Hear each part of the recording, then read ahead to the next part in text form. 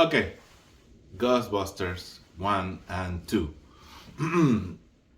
Ghostbusters 1 is the original movie for Ghostbusters, and it's a great movie. It's filled with great actors, right? And the whole movie is a comedy, right? A sarcastic comedy of what it will be if you will have Terminators that chase ghosts, right? And that's a very interesting premise. The cast for this movie is great comics people: Bill Murray, Dan Aykroyd, Ramis, Sigourney Weaver, Ernie Hudson, and Annie Potts. So these two friends, that are Bill Murray and Dan Aykroyd, they're researching ghosts. Right? Basically, uh, Dan Aykroyd is in love with the paranormal, and Bill Murray just wanna have a quick buck. But they do work at the university, and they get booted out of the university, and they meet or they encounter uh, Egon Spangler, that is played by Harold. Um,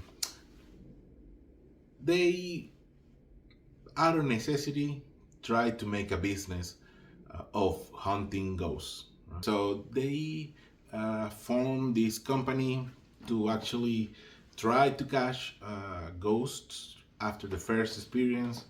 Uh, and what they do is they take along, there is some jobs like capitalisms and stuff, and they go and actually get along and rent a firehouse, and they try to change it. They hire a secretary that's played by Annie Potts, and she is actually pretty fun. They go, they create the Ghostbusters company, and they have the first gig. They try to catch a ghost, and they actually succeeded. Right? They go to this hotel, they mess a mess, but they actually catch the ghost, right? So they get this reputation, and they start growing in fame. They go and do jobs, like this is a montage. They're doing jobs and capturing different kind of ghosts.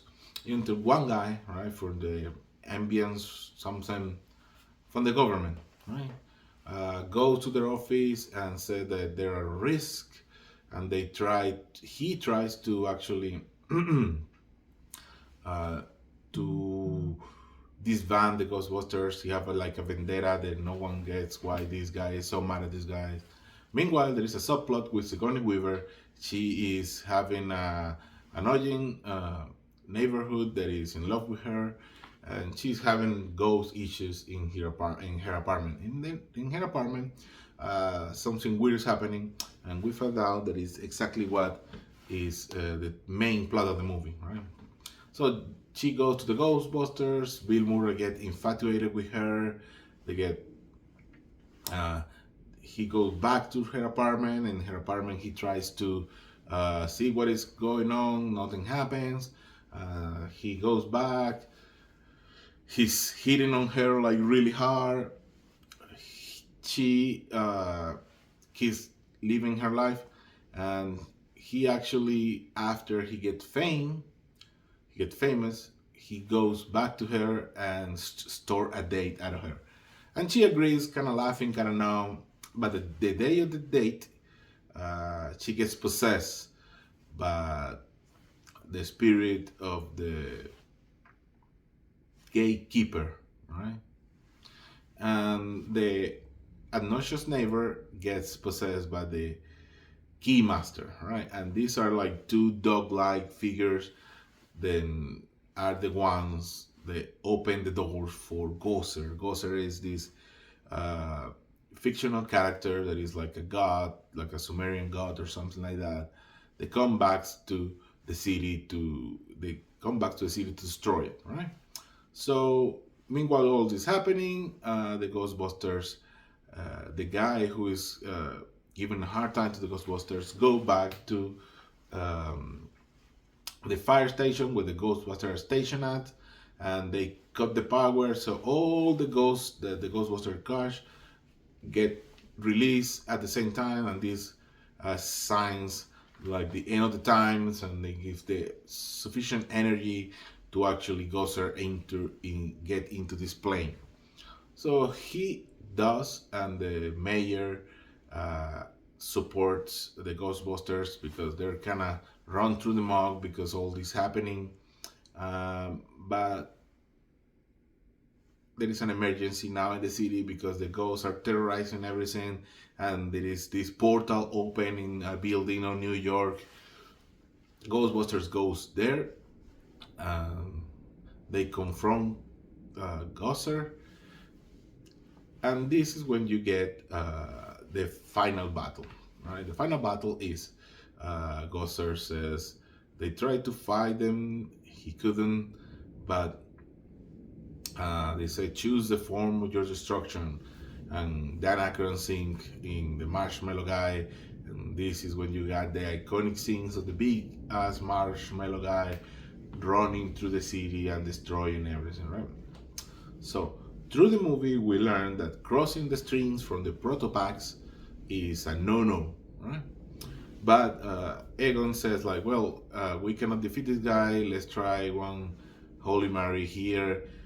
Let's do it, and we will cross the stream. They do that. They cross the stream. They shoot at Gosser, and they basically destroy Gosser, right? So everything else go to normal, right? Sigourney Weaver and the neighbor gets unpossessed, and they get rescued, and Bill Murray gets to rescue her, and they go and save the city, and that's basically the movie. Right? So, like you see, it's not a difficult plot to understand. What it was great about this movie is the actors, right? The comedic timing they have, the jokes that they play, and that's what is make it fun, right?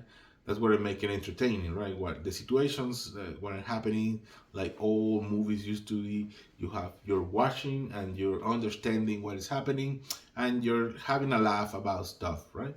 Let's understand there is a product of their time, and so the movie is from the 80s, and it shows they have humor from the 80s and situation from the 80s, and it's fun for what it is, right? I don't think we can translate right now that to a new movie, but it's pretty fun. It's a classic for that reason, and that's why it's a classic, because it's a fun movie. It's well thought out. It's a plot that is not difficult to understand, but the actors make it bright, right? And here we go to Ghostbusters 2. Ghostbusters 2 is basically the same movie all over again. They try to capture that lighting again on a bottle, but it's not as great as most of the sequels. Uh, they're not as great as the first one because they try to follow bit by bit what's happening in the first one. We start with our Ghostbusters. They're broke, they're disbanded, and apparently the city forgot that a giant marshmallow attacked the city at one point. So they're having a hard time.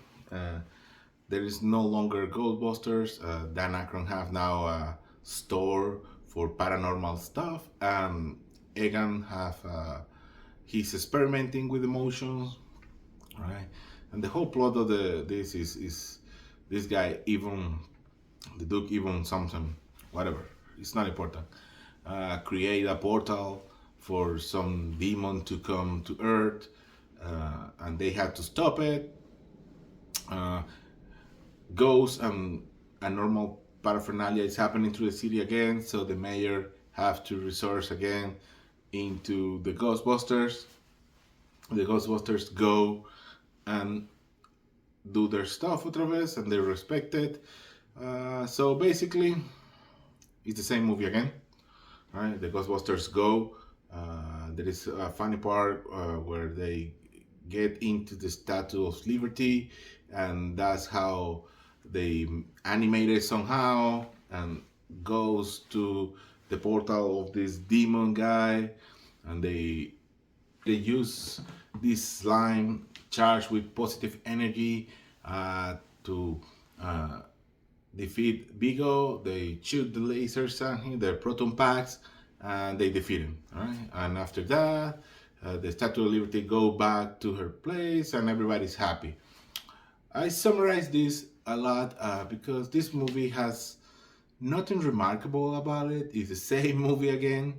I understand there is a lot of fans in the movie, but basically this is the first movie with a couple different actors, and Sigourney Weaver now have a kid, and the kid is the whole plot for the movie.